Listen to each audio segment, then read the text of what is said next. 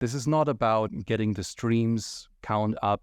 This is about getting visibility for your story on social media. So for the average indie artist, it's a lot harder. You're on social media, you do these TikToks because you think you're going to go viral, and then you don't have any time anymore for making music. But once you understand how to use AI tools, you can buy back time. So now you got the AI, you can automate the content creation process. Listen, I think if you're aware of these tools and you're putting in the time, you can do anything you want. Chris is also called AI Musicpreneur, and we had a great talk about AI tools, what it means to be a musician, creative, entrepreneur with AI tools within music, and really go deep into understanding what's happening and how we can use it in our space. This is a really practical talk, and I loved it. Hey guys, and welcome to the Sound Connections podcast. Today is an episode I've been looking forward to. Chris, welcome. Thanks for having me, Jacob. You go by the name AI Musicpreneur, and I actually wrote this on a post, I think, not too long ago, that you're the only LinkedIn person I actually have a sort of alarm notification on. So that's a big kudos to you. But if I were, in my own words, to describe why I do that, is because you have some very, very interesting posts about the movements in AI, but especially with relationship to music. So before we dive into what you have to say, could you help the audience understand who you are and what you do? Absolutely. So, hey there, I'm Chris Wieduwilt, also known as the AI Musicpreneur. My mission is to help artists, creators, and music professionals navigate the world of AI and the music industry. And I'm all about empowering creators to leverage AI tools to create and promote music. Not for the sake of using AI, but through identifying pain points they have in their workflow. Yeah, I think that's sort of what we're going to talk about today, pain points, how AI can solve it. We're going to talk a lot about ethics, and we'll probably go all over the place. But one of the things that I love about your post is they're very practical. And of course, there's a lot of philosophy associated to it between the lines also, but I would love us to be practical and philosophical today about AI. But Chris, I need to understand what happened in your career that made you come to doing what you do now. Okay, let me take you through it. So it's basically a 3-step process. It was for me. So my journey from being a musician to becoming the AI musicpreneur, it's been quite the roller coaster ride, I would say. I started out like many doing music, passionate musician with big dreams, and a lot of determination. But hey, let me tell you, the road wasn't always smooth at all. I mean, I remember those early days where I was gigging around and pouring my heart into music and hoping for that big break. And I had a lot of great memories touring the US, playing with artists like Beth Hart, but those are only moments and numbers at the end of the day. So, as time went on, I started facing a lot of real challenges, and the music industry can be really tough.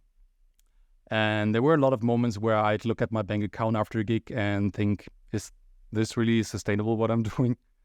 And at the end of the day, it's not just about money, though. There were a lot of times when, I had self-doubt creep in and I'd wonder if I'm really cut for this. But the thing is, there's struggles, and as tough as they were, they also shaped me in a way. They gave me deep personal understanding of what artists actually go through, and that understanding, it's really been invaluable in my current role. So now, do you want me to take you through the story? This is the second part. Here's where my story took an interesting turn.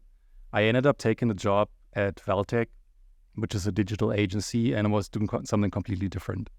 Worked in product strategy for different brands like Porsche, Lufthansa, and L'Oreal. And at first I thought I was kind of stepping away from my music dreams, but looking back, I think it was a really crucial part of my journey, that it made sense working in the corporate world, especially at a tech-focused company like Valtech. It kind of opened my eyes for the potential that technology also has. But I got to be honest, there were a lot of times in my corporate stint when I felt like I was betraying sort of my artistic side, and I'd be sitting in meetings talking about digital strategies, and a part of me would be thinking what happened to that musician who wanted to change the world with his songs? And it was a constant internal struggle that I had. But then like suddenly something clicked, and I started to see how the tech world and the music world actually intersect in amazing ways. And I began to realize that, my combination of musical background and tech knowledge could maybe make a difference. And that's when the idea of the AI Musicpreneur actually started to take shape. The transition wasn't easy, I'll tell you, but like leaving a stable corporate job and diving back into the, I would call it unpredictable world of music and tech entrepreneurship. But there were plenty of sleepless nights wondering if I was actually making the right choice in doing that. But I kind of knew in my gut that this is what I needed to do. So I started researching and networking and experimenting with AI music. And then let me tell you, there was a whole new world that actually opened up. So I saw how AI could actually help artists overcome some of the very challenges I'd faced in my early days, and tools for music promotion, creation, and even business management. It was all there, just waiting to be harnessed, sort of. And that's when I thought I kind of found my calling, my passion for technology to help other artists navigate the space. And that's kind of how the AI Musicpreneur was born. It's, looking back, I think I can see like how every part of my journey, the struggles, the doubts, and the detours, they all led me where I'm now. And it's funny how life works sometimes, that those challenges, that once seemed like roadblocks, they turned out to be the very things actually that prepared you for this role. So here I am now, bridging the gap between AI and the music world. That is so interesting. And I think we're going to have some really interesting talks about some tools and approaches today. Like one of the things that I've been, I haven't really said that on camera, but I've really been feeling like an imposter lately, for the reason that the work that I do within AI, several things, like we launched, as far as we can tell and the media can tell, we're the first live AI podcast host. And when we released that, while doing our research with AI Jake, who not just the newsreader guy, but the guy that actually speaks with me in interviews, it was all available tools that are just paired together in different API settings, and even though that might sound complicated for like people who don't work within tech to any degree or AI, it's really, really simple. But still, it was the first AI podcast host globally, as far as we can tell. And therefore, I feel like an imposter because, that was kind of easy, and it doesn't really cost anything. Yeah. But that brings me back to actually the philosophical part, that it's really not about the access. It's about understanding the systems, the processes, and how to use it. And that's sort of what you're doing. I didn't try to promote myself there. I was trying to come up with a point that all these tools out there are accessible, but it does not mean that you know how to apply it to yourself in a way to extend who you are, what you want to say. And I think that's where your work is really interesting, is trying to give those tools. It's really funny that you're actually saying that, because I feel the same way sometimes as an imposter. So when maybe that's my background in product management and digital marketing. But when I started writing these prompts and put together this prompt library, which, as far as I know, it's the first prompt library for music artists in the world, I felt like this seemed too easy for me. Like, there's something wrong here. What am I missing? And but it's funny, like you said, all of these tools are available. You just have to make sense of how you're applying them. And I mean, there's a lot of pain involved. You can gain a lot, but there's also a lot of pain involved in the process of making sense of something and then translating that to an actual goal where you're going to go to. So I can and relate. sometimes in that logic, let me just, for the sake of the example I just gave, actually explain a bit about AI Jake.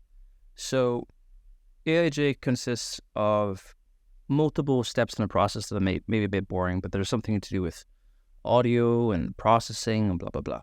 But when you've done all the sort of basic stuff, it's basically ChatGPT, 11 labs. And then, we've been using HeyGen for a while. And I didn't really think much of that. Okay, we can do this newsreader thing. But there was this one program that came out that made the whole thing tie together logically. And that was, it's called BAPI, which is basically a call center AI. And that's the interesting thing about AI tools is like, you might have a system of tools you use, and then just one tool come out and makes a whole new meaning to all of them because you can tie them together. Does that make sense? And 100%. That's the beauty of what we're going through right now, but that's also the complexity. Because in order to understand how to use this in an innovative way, you really need to listen and see and follow what's happening. It's too fast. I normally don't speak this much, but yeah. But I agree. How do you stay on top of the game? Because I don't know how often you post, but I'll say at least 5 times a week on LinkedIn at least, with like new updates, information, tools. How do you stay ahead? I mean, I did something very similar, I would say 3 to 4 years ago when ChatGPT and AI tools for content creation were not around. And I was also very new to posting on LinkedIn. So the process back then was really a lot different. I think it's becoming easier now since you have more access to tools that are helping you to create. So creating and trying to stay on top with tools like, I mean, I'm using tools like Perplexity, for instance, a lot, gathering information. Yeah. It's the and best. Just trying to stay, right, it's great. Well, they got a lawsuit now going in the same way really? like Okay. Suno and Udio, so everyone is getting sued. It's suing season, it appears. But wait. Why is Perplexity getting sued? I don't get that.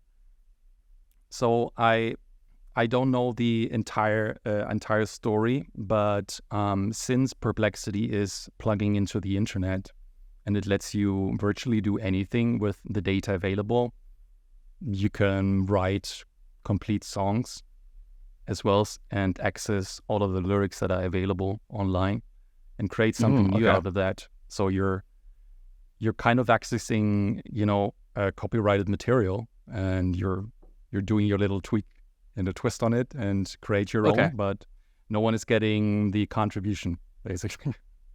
Sure. Okay. Sorry, I interrupted you. Yeah.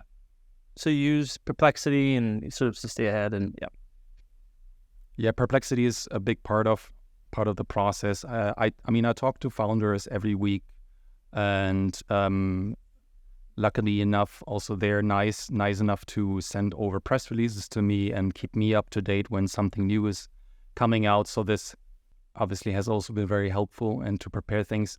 But I'm not going to sugarcoat it. This is a complete solopreneur business. And on the side of doing the AI Musicpreneur, I also have another job where I do an AI transformation for a marketing agency. So it's not my full-time career that I'm doing. I want it to be someday, but right now I'm just living in the moment, and my goal is just try to provide as much value to artists, professionals out there, and make information just easy to access and to absorb. And thanks for saying that the information that I put out is helpful, because that is kind of testament also to me that the type of information and the way that I try to present in the format is getting the message across, and it's actually helping people to learn about the tools. So that's basically my mission. So I'm happy about that. What is your outlook on AI and especially creation of music? I have my own thoughts, but I would love to understand how you think about that. So that's a very broad field, right? I mean, we've got different categories of tools that you can access to augment your workflow. You can use AI music generation tools like Suno and Udio or Stable Audio, and not all of them seem to be ethically trained. They're suspicious in a way, of course, which we're seeing in the last 1 or 2 weeks, that it's surfacing that In fact, they've been doing something in the background, which we kind of were informed about, what, we were waiting for the official statement. But these tools, I hope they're not gonna replace musicians in a way that the needle is just dropping. I think we can reverse engineer a lot of the things that are happening now. And with new technology, I always feel like it's a generational shift. So the kids that are growing up now, I don't know, imagine like a 10-year-old that is sitting in front of Suno and Udio and is prompting the music. And this guy is like coming up with this rock song, and he's like, hey, this guitar solo is amazing. I wonder if I could play that. So what I'm hoping is they're going to find these songs really amazing and then pick up the guitar. Yeah. So in the same way, like me, I sat in front of MTV, like listening to music and absorbing music videos for hours, and looking at this dude that was playing guitar. And I was like, I'll do that one day, and I want to be on stage, and like I want to express myself. So I think in a way it's not gonna eliminate the love that we have for handcrafted music. It's gonna find people are gonna find the love for handcrafted music in a different way, I think. I have a weird relationship with music. Tell me. And that is that I know a lot about music. I have been an artist. I have a master's in music, and I'm very good at music. But I try to understand when I say this. I don't particularly care that much about music. Uh-huh. What I care about is two things. It is the music industry, because it intrigues me like crazy, and then it's the creation process. For me, the product. I am very much a consumer when it comes to listening to music. I appreciate music. My favorite artists are boring, mainstream artists that, doesn't necessarily have much to say. Uh-huh. But I'm obsessed with storytelling in the creation process, not the product, which gives me a advantage of being able to be cynical when it comes to trying to explore what the future of music is. It seems weird when I say it, but what I'm trying to say is my journey with AI tools when it relates to music is that I believe that pretty much everything about how we create music will be changed. But I also do believe that telling stories, no matter what, is a difficult thing. And that's not going to change with AI. I'm very, very good at large language models, and I know how difficult it is to still create something of value. The value that it brings just by default is not that exceptional. It's how you use it with the contextual storytelling you have that brings value. And that's how I look at AI in music right now. It might take away big parts of the craft. And that is sad from a perspective of there's a lot of people that have invested their lives into the craft. But music's not going to disappear just because the creation process is going to change. There's still going to be great storytellers, but I'm pretty sure that most of the craft people, which I love and appreciate, are going to have a hard time in the future here. That was a very weird rant, but yes. No, I mean, I hope you understand what I mean. I think the key to get your message out, and that hasn't changed in music in the last 100 years. I feel like it's, like you said, it's storytelling and using the power of storytelling to get your message across. It's not about, and that is harder than ever. You cannot expect to create a following of thousands of people online just by throwing your music on a platform like Spotify, going on a social media platform like LinkedIn or Twitter and saying, listen to my song. That's not going to cut it. No one will listen to your song. No one cares about your song, first off, because what they care about is connection. And connection you can only get if you're telling an enticing story behind that song. So it's not about selling the music, it's about selling the experience. And those ones that will use AI music or produce AI music or use it to augment their process, only those ones that also understand the power of storytelling and how they use that music output to amplify it on social media platforms, in their mailing lists, I don't know, on TV or whatever, on stage. Those are the ones that are going to be ahead. So it's still like it's still storytelling that's going to cut. Are you going to make it in the industry or not? It's not going to be decided by the greatest music ever. What do you think will happen with the existing amount of semi-professional and professional musicians that are out there? How's their monetary situations going to be like in a few years? Well, something that I'm seeing now, and I'm basically talking to music artists and some voice actors almost on a weekly basis. And one of the things they fear, of course, is the work that they have right now, which might be as a session musician or, I don't know, like a voice actor doing audio books, that this might fall away eventually because new tools are coming out. So what I'm telling them is, well, it's great while you have these relationships going, and some they will not, they will probably go on. I mean, imagine like someone having worked with the same guy that goes into the studio and plays in the guitar for 30 years. They're not just going to go on Udio or whatever other tool and say, give me a guitar riff. They love the guy or the girl that is coming into the studio laying down the guitar tracks. It's relationship based. But once those relationships fall away and the technology part takes over, then that's a whole different ballgame. So what I'm telling people right now is, while you have the business that you've had for a little while, what you need to do is build up the traditional way. You need to build up your other way, which is monetizing your skills and your craft. For voice actors, that's cloning their voice and monetizing it, putting it on the marketplace, because you cannot be at 10 places at the same time. And for musicians or producers, that could be to work with providers of large language models or AI startups to provide their production style. And then they get paid every time their production style is being used when an AI song is being generated. So those are some of the things that I'm seeing, but that's still kind of a transitional phase. Sorry, I got a little bit interrupted here because my cat is going a little bit crazy, and I know he wants some food. So, but he has to wait for a little bit more.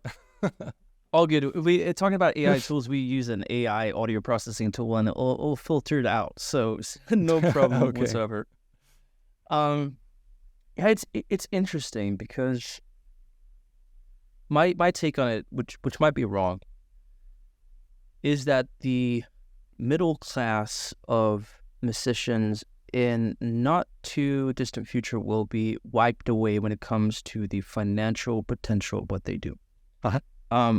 What I try to say is the best people, the best musicians have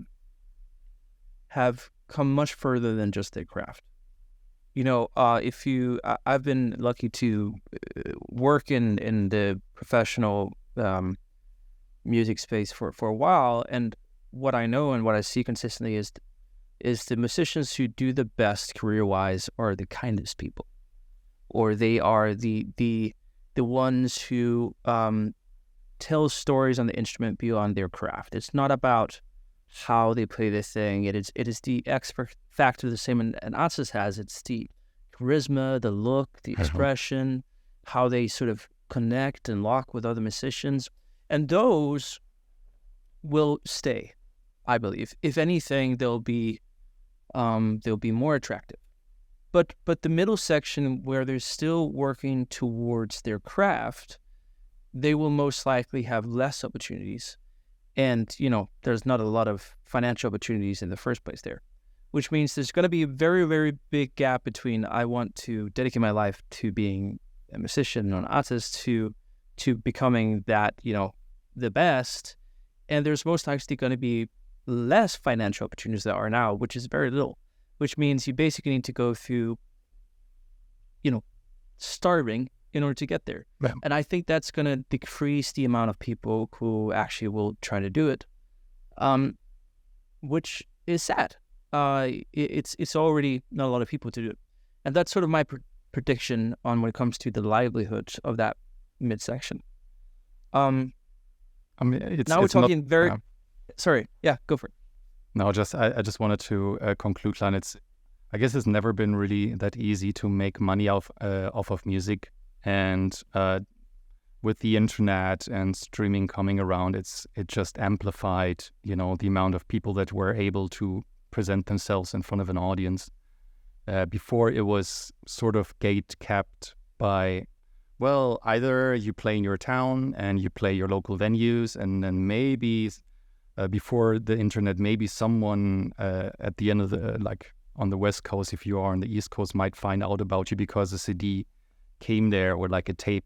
But information is traveling a lot faster now, and there's more people that are now that have the opportunity to put something on a platform, and that's just amplified the amount and the struggle people go through. And on top of that, we got the algorithms, so there's a lot of noise that you have to break through, and it's likely not to become. Maybe that's also an interesting thing. I mean, the amount of content that's going to be produced by AI in the next few years, I don't think we can even imagine what's coming in the next few years.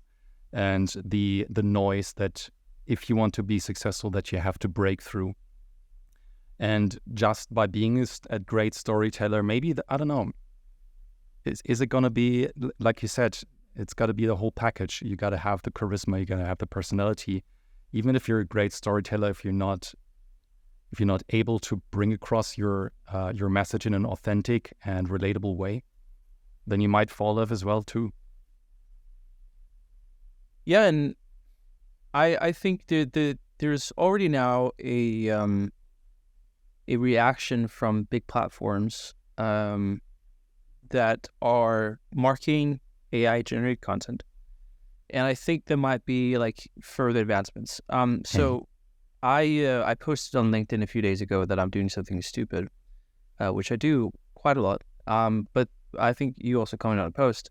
Is I have, as far as I can tell, been a part of creating what we assume to be the first viable business model in the Nordics when it comes to AI artistry. And that is making songs for the specific Norwegian genre of frysmusik, which is high school celebrations where they basically buy songs at very high prices for brand association, where sort of producers and songwriters maybe say their name in the lyric or the title, or they maybe contribute a bit. And then it's all about, for these high school students, to create hype towards their brand. And we have, for a couple of years, tried to make some movements in that space, really out of curiosity. And we have now launched sort of an AI offering where we, through tools like Suno, create songs for these groups. And it's controversial because, that's probably not allowed. But the whole thing, what we're trying to say is we're trying to build a business model that actually makes money and takes market share from other creators. And that is dirty, sure. But we're trying to make a symbolic effort out of it. I actually lost my train of thought what I was trying to say.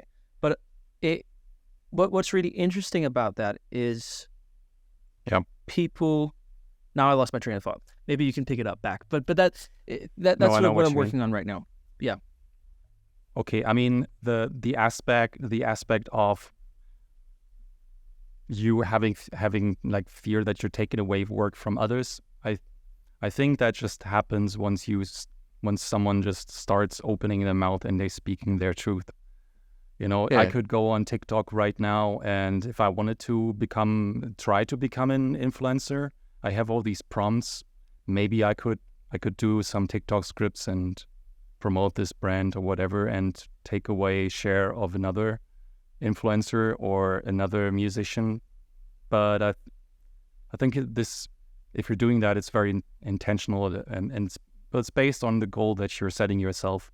And I think you want to make, at the end of the day, you want to make a positive change, right? I mean, that's, you also want to prove a point with the initiative that you have there, that AI is something that is not here to wipe everything out, but AI, we want you to understand the implications, of course, but we also want you to understand the augmentation process and what it means for you and your livelihood. So maybe you can give me like a little bit of more details, like what's the vision behind the project that you're doing now? The vision is ultimately to understand where technology is taking us. And I have a responsibility as a venture studio CEO to understand where the music industry will go and what business models will be there. But I have this this opinion that what I do within this space doesn't really affect the technological advancement. You know, I'm not speeding anything up or slowing anything down. So, and that's not to sort of say that I don't have any responsibility. I'm just saying that this will happen sooner than later. Maybe I'll be one of the first, but then I'll study it first and help creators and artists and musicians to position themselves for using this. So my ultimate goal is understanding where there's money to be made in the future for creators. And that's what I'm doing. And I'm not going to tell you because of the podcast what I'm working on right now, but we are working on multiple iterations of that model that are much more disruptive, which basically actually makes me sad. Honestly, it's a very conflicting feeling. The work I'm doing these days, which is not research and development, but I'll call it that for the sake of, you know, my own understanding. I sit sometimes and like the work I'm doing now makes me sad because the reason why it makes me sad is because I have been building my career and all my friends that I work colleagues have been building careers towards something that most likely now does not seem viable. So I'm just looking at the 18-year-old kid, which was me, you know, 13 years ago in this room playing guitar and trying to become something. And that's, you know, at scale, that's going to disappear. And that makes me sad. But going back to, I'm not going to change anything about it, you know. No, I think it's in human nature also to explore and not stand still. And there need to be use cases and case studies that are being crafted to kind of lead the way. So if you're exploring the field and you're making an impact, might that be like on a good scale? Like you say, okay, it's sometimes it's making you sad, but when we look at music history, there's always been advancements in music that really rivaled the status quo. Like I'm just basically thinking about acoustic instruments versus when electric instruments came about, or you know, sampling and the phonograph that really changed the status quo of you know, well, electric instruments like with rock and roll, you know, and that purists didn't like that. It, I don't know, sounded like the devil in the same way like in the 80s. What is that, Metallica, or you know that. In the 90s, what are they doing with our kids? Why are they listening to Nirvana? Why are they so rebellious all of a sudden? The same with the Sex Pistols. We're just going, like, every one of us is going through the motion, and we're trying to make sense of this in our own ways. And sometimes I have these moments too, where I'm looking back at things used to be a lot more simpler, making music and promoting music. Now the field is wide open, and you have a sea of opportunities, and sometimes it takes some time to figure out what's right for you and what's not, because you don't want to lose yourself in all that noise. You want to stay authentic to you. So I think we're all going through emotions, and we're trying to make sense of this in the best possible way. Yeah, and that's sort of the weird thing about what you and I do is it's going so fast, it's so confusing, and I don't think we'll ever land on our feet. Like it's just flying through the air, trying to stay updated. And I honestly don't know where this is going. Like I really don't know. Like I get surprised pretty much every second week about something. And it's going so fast that it just confuses me. Like the way that, Sora was announced 6 months ago, and we were all like, and then now Runway ML Gen 3, and just looked at, like, that's Sora, and it's coming out in, what, like a week? It happens so fast, you get so surprised, and what? Yeah. I think every person is different in a way. Like for instance, if I look at my dad, he's now retired, but he worked for the same company for 30 years. He was very used to a certain process, so there was no real big change management happening at this company. He was doing the same job like for 30 years. But like if you're working in a field that is very, very fast moving, you have to rewire your brain almost every week, which, like you're describing with AI, that's the case. So you always feel like you have to challenge yourself, and it's never putting you in a position of, all right, so we're set up now, and this is going to be it for the next 6 to 12 months. I can work with that, no problem. It's a constant, confusing change management process that just never stops. And what a time to be alive, honestly.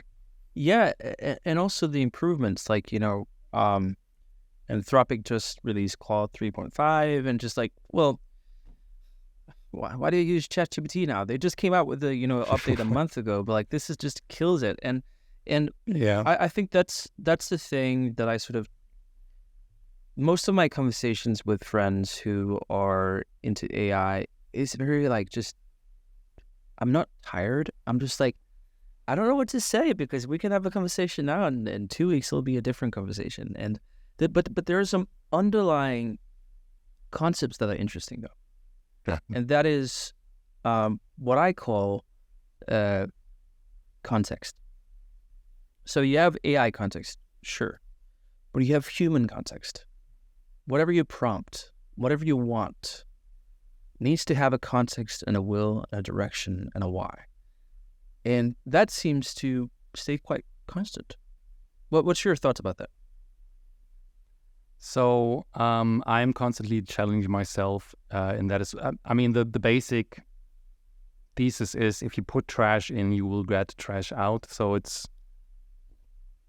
once you start using these chatbots, and I mean, in the same way, when I picked up a guitar for the first time, I sounded terrible, not probably, but definitely for a number of years, and my parents had to listen to it.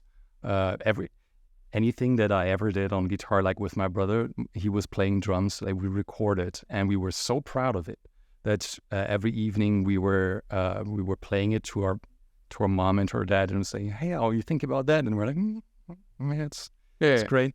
So the thing is like with these chatbots, it's the same thing. Like the first time you're put in front of this, you're thinking like, in the same way you're put in front of an empty paper.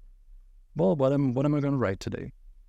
And it's not becoming easier. It's only becoming easier once you're opening up yourself to the amount of possibilities, and you're rewiring your brain in a way that you're adapting to new processes, you're adapting to new workflows. Like you said, for instance, the amount of workflow adaptations that I've done in the last 6 to 12 months is to me, it's unreal that I've not done that in the last 10 years when I was working as an agile coach, for instance, where I was training different development teams how to be more effective. There's proven processes. Those don't change like overnight. But prompting and, okay, how does this prompt like build up? You need a persona, you need a task, and it's very important to give instructions, and an example is good as well. Maybe you should be polite at the end. And then a few weeks later, okay, so this prompt was great, but it's actually very, very outdated now. And it's one of the challenges that I'm facing doing this AI transformation for that marketing agency. So they work for a number of clients, but all of the prompts that I'm prompting for them, and I'm testing them meticulously, and we're creating output. After 2 to 3 weeks, I'm like, it's not cutting anymore. I need to adapt them, because there's a new tool. I don't know how if you feel like that as well. On LinkedIn, there's so many tools that are being presented and coming out. It's very hard you have to cut through the noise and see what's good for you and your journey sometimes, and kind of filter it out. It's a very chaotic process. But yeah, with prompting, if you're putting trash in, you get trash out. So you need to be very mindful about the rules and the kind of the ways that you talk to a chatbot to get the desired output that you like. And if we were to give advice to musicians, entrepreneurs in this space, there's a lot of interesting takeaways from our learnings. I'm going to start with one of them, and that is, when I started doing music, I started quite. I was 17 when I really got into music, playing instruments, and I never became a good musician. And that's difficult when I was becoming a producer. I got into one of the most difficult schools to get into as a music producer. The average age is 26. All my classmates were like Danish Grammy Award winners. Like it's so hard to get into the school. And I really hadn't proven anything, which was difficult for me because I couldn't really produce music. What I was good at is I was really good at telling people how to make music. But that was very embarrassing for me because, you know, I could hear and I could see the vision and I could inform people, but I couldn't really do much myself. So I became good at mixing and that was fine and all. But I stopped doing music for that exact reason, that I'm not going to have a viable business here because I always need to buy the services of others to live out my vision, which means the cut for me is going to be too small. Like, it's not going to be viable for me. And actually, I stopped my music career. I wouldn't say sadly, it's just the realization is I'm not going to make it in whatever this is. And now AI comes. I'm like, I'm the fucking best because I have spent my whole career bringing the context to others or systems to make one thing. And that is basically how I see AI as a musician, is like the skills in the future and also now are not that important, but your intention and how you tie all the pieces together is going to be the key. So if I were to bring in advice, sorry I've spoken this much on the podcast, but it is to understand that there might be a shift in how you need to position yourself to make music. It's not really as important right now that you are that one piece of the puzzle, but maybe it's more important now that you define the whole vision, that the story you want to say, you bring all the pieces together to tell that story. And there's one word that I like to use, and that is the facilitator. And I think that's a position that's going to be very strong for music in the future. First off, so your journey kind of reminds me, you talked about, okay, I was not the best at mixing music, etc. I was trying to describe my intention. Well, maybe you're a little Rick Rubin there, because Rick Rubin, he cannot play an instrument, he cannot work a soundboard, but what he can really do well is describe a feeling and what he sees and what he likes to hear. The simplicity of describing something, and then that, you know, instilling that thought in someone else's brain, and then them saying, okay, I've understood where you want me to go. I'll play this. And that's a very big gift. And that's something that we can probably translate to the art of prompting. The text to prompting that we have right now, that's very limited because I feel like if you're inputting a prompt in a tool, it gives you an output, but it's not enough to control it in a way that would be very pleasing for musicians. So the audio to audio revolution, I don't know, I would say, which is taking place right now, where Suno and Udio rolled it out, where you can upload your own sound files, or you can hum a beat. So when you upload, it's not just translated to BPM. It's sounding like a drum beat, but you can hum a guitar, or you can play the guitar and you upload it. What this is about is gaining more control again, which we're not able to through texting. So it's going to be some, I don't know how you call that in English, but some symbiosis, like it's a merger of the texting, text prompting, describing, feeling, and then physically doing something to enhance that feeling. And listen, I think if you're aware of these tools and you're putting in the time, you can do anything you want. One of the biggest pain points in music and for musicians that are not making it is because first off, they're not good at social media writing social media content and understanding storytelling. So they don't know how to, this is not about like getting the streams count up. This is about getting visibility for your story on social media. So that this is a lot of them have a struggle with that. And I understand, like for labels, they have teams of strategists and PR agents and marketing managers, so that they're covered there. But for the average indie artists, it's a lot harder. But once you understand how to use AI tools, you can buy back time, and that's one of the pain points that people have. You're on social media, like you do these TikToks because you think you're gonna go viral, and then you don't have any time anymore for making music. So now you got the AI, you can automate the content creation process. If you work out a system, creating content in batches, then on Monday morning, you set yourself a plan, 2 to 3 hours. I'm going to do 15 to 20 posts. That's what I do. So for the next 2 to 3 weeks, I'm set, basically. And then, well, great. It's Monday morning, or it's lunchtime. Awesome. So I've got the whole week to make music now. And that if artists are figuring that out, man, that's going to be great for their music, because they can take their music to the next level because they already got the content game figured out. Yeah. I think that's very true. It's going to be really interesting to look back on this conversation. It's not even, I was about to say year, but let's just say 6 months, maybe even say 4 months, because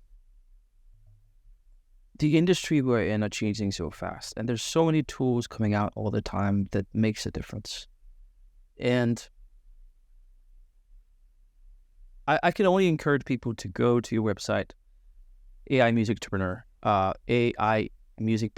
and sign up to a newsletter. Figure out what tools are coming out, your thoughts about things, follow you on LinkedIn. Because I think there's a responsibility for musicians with an ambition to have a livelihood in the future to know what's happening. I was, a few hours ago, I was on a call with one of the producers that I work really closely to.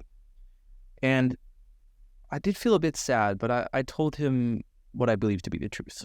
I sent him a few songs that I had done something with relating to AI. I'm not going to say what it is because I don't want to inspire people too much. And I basically said to him, look, I love you. I think you're amazing. You're a great producer. But what I'm sending you now is an example of, if you do not jump on board, you will be jobless in 24 months. The progress you're making right now, with development you're making right now, is going to be irrelevant. And it makes me sad to say, but I implore you, research these things, jump on some projects, understanding how AI can take us, because the only wish from my side is for you to have an amazing career in music. But if you keep on just producing like you did before, I don't believe you're going to make it. And you should make it. And I want you to make it. And that's the conversations I believe people should have. And I really don't think I'm exaggerating.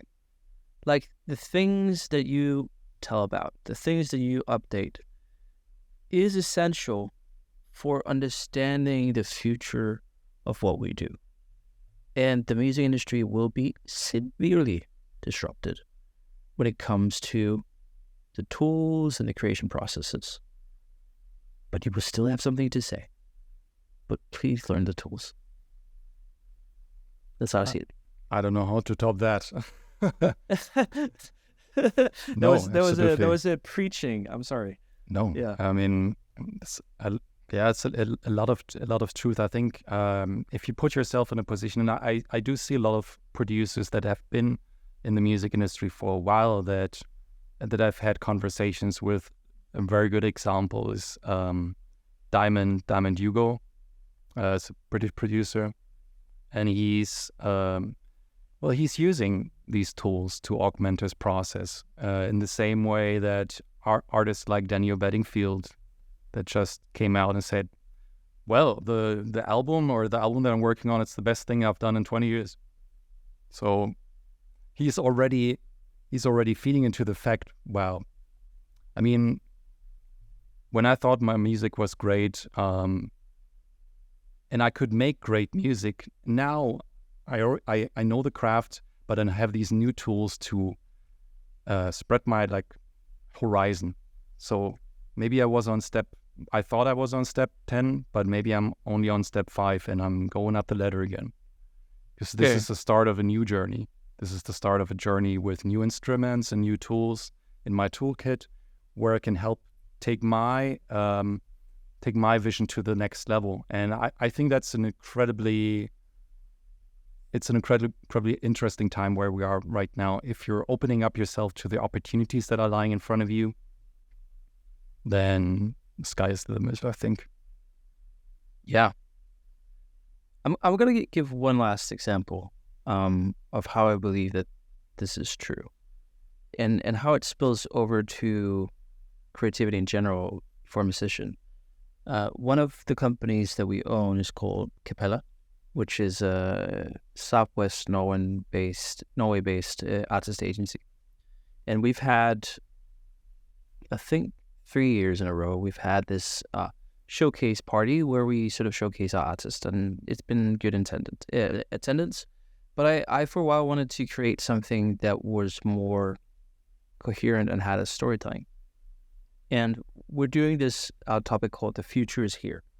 It's basically with all our artists, we're going to do argumented artistry, and we're going to have what I call a social economic commentary about the future of the creative industries. That's obviously not how we're going to promote it because that's not very sexy, but that's what I want to do. And I want the show to be a certain way, with the visuals to be a certain way, and the storytelling to be a certain way, and the artistry to be presented in a certain way. And if you asked me a year ago to do that, I was like, absolutely not going to happen. I don't have the capacity to do that. But now I look at sure, I can do that. I know pretty much all the tools to consistently in the visual performance, in the artistry, in the argumented duets with AIs and personas, and I know how to do all of that. And it's not going to be that time consuming, just as long as I have a clear intentional vision. And that's interesting. That's a whole format that I would think impossible to live out my vision 12 months ago. And now I'm like, I pretty much know every single step of the way how to approach it. And if you take that back to artists, when you talk to shows, live shows, performances, how you convey yourself through social media or in physical person, that's amazing. You can basically have a unique vision and you can live it out.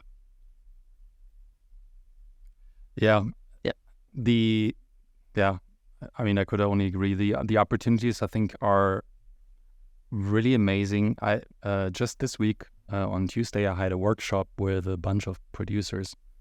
They're more like electronic producers, but it's something that I would have done 5 years ago, where it would have taken me 2 or 3 days to put together a 4-week content release, like a song release strategy. If I have an interview of an artist right now that is up on YouTube, I could just grab the transcript. Out of that, I could extract information that I put into a prompt. And in seconds, I have a 4-week song release strategy I'll take one of these ones, put it in another prompt, and I have ready to post social media content. And that's in the split of 10 minutes, which would have taken me probably days, also because I wouldn't have the creative input maybe. So things are like the things that were sort of not impossible, but like very, very lengthy in time. In the same, like you said, putting together like an immersive project. This is where AI is also going to help a lot in the future, like sifting through a lot of material, what we see like with Elvis, like the Elvis Evolution VR show, or I think they do that with is it a hologram, and then they use AI I think you can also interact with him on stage.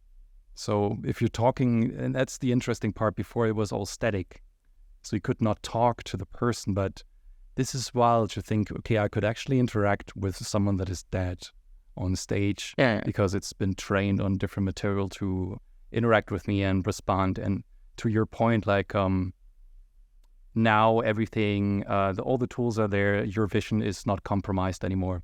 It's boundless. You just have to take that opportunity and get it. I think that's a great way to end the podcast. Christopher, it's been a pleasure. We've ranted a tiny bit about certain stuff, and we've gone on a few detours, but I love it because it's so. I would almost say the discovery of AI almost seems directionless right now, because there's coming from all angles. You don't really know what direction it's taking. But something will happen. So I think now is the time to just sit along for the ride, explore, discover. Don't make conclusions too fast. Just be there, learn, understand what you can use right now. It'll probably not going to be useful in 3 months. There'll be some iteration of it that's much better.